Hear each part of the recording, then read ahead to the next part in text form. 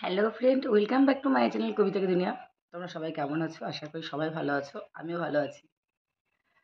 তো ঘটনা হচ্ছে, যেমন ধরো, আমরা বলি না যে আমাদের ভাগ্যে যেটা আছে সেটাই হবে, কর্মের লিখন না যায় খণ্ডন, আমরা কিন্তু এটা বলি। কিন্তু গীতায় কি বলে জানো? নিত্য কর্ম ত্যাগে পাপ জন্ম নেয়, নিত্য কর্ম ত্যাগে পাপ জন্মায়। আমাদের ভাগ্যে যদি ভালো কিছু আছে, অথচ আমরা যা খুশি তাই করব, তাহলে আমাদের ভাগ্যটা ভালোই থাকবে সেটা কিন্তু নয়।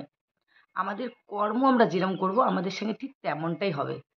নিত্য কর্মে যদি আমরা ভালো কিছু করি, প্রতিদিন গীতা পড়ি, ঠাকুরের কথা বলি, ঠাকুরের আলাপ আলোচনা করি, তাহলে আমার সাথে ভালোটাই হবে। আর যদি প্রতিদিন আমরা লোকের সঙ্গে ঝগড়া অশান্তি, লোকের কথা আলাপ আলোচনা, কে কী করলো, কে কী খেলো, কে কী মানে পরনিন্দা পরচর্চা থেকে, তাহলে আমাদের সঙ্গে ঠিক তেমনই আমাদের সাথে হবে। চিত্রগুপ্ত যিনি, তিনি তো খাতা খুলে বসেই আছেন যে আমরা কোন সময় কোন কাজটা কি করছি, ভালো করছি কি খারাপ করছি, আমাদের সাথে কিন্তু সেখানে ওখানে ওটা লেখা হচ্ছে। তাই নিত্য কর্মত্যাগে পাপ জন্ম নেয়। আমরা যদি ভালো কর্ম করি আমাদের পুণ্য সঞ্চয় হয়, আমরা যদি খারাপ কিছু করি তাহলে আমাদের পাপ জন্ম নেয়। তো আমাদের ভাগ্যের লিখন আমাদের প্রতিদিনের কর্ম আমাদের সাথে হয়, যেমন কর্ম তেমন ফল হয় আমাদের।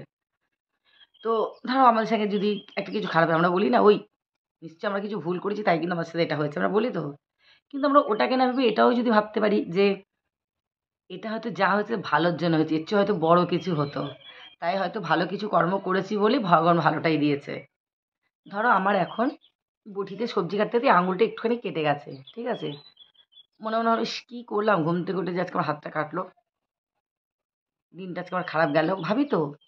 কিন্তু যদি এটা ভাবি যে নিশ্চয়ই ভালো কিছু করেছি বলে আমার আঙুলটা কেটেছে, বা আমার নোকের এখানটা কেটে গেছে, হয়তো আমার এই হাতটাই ভেঙে যেতে পারতো, নিশ্চয়ই ভালো কিছু করেছি তাই হাতটা অপর দিয়ে গেছে।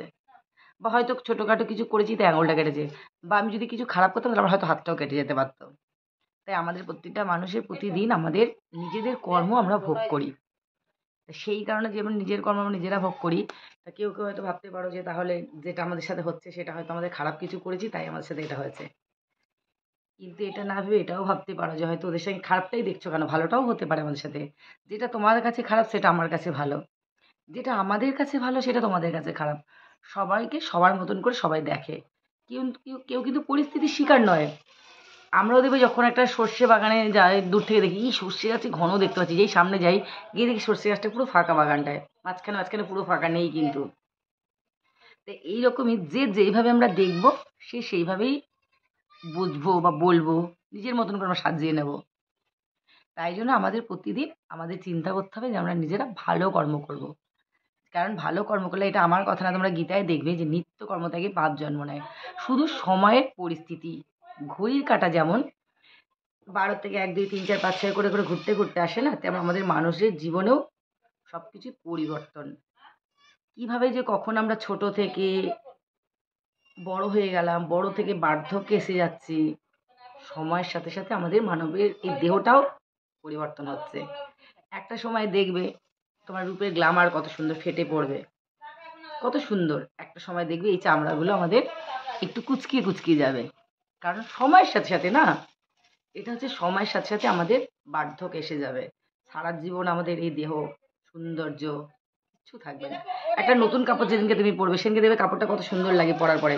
কাপড়টাকে ৪-৫ বার তুমি ধোও, সেই কাপড়টা কিন্তু সেই গ্লেজটা আর থাকবে না। থাকবে কি? থাকবে না, কারণ ওটা তখন নতুন ছিল।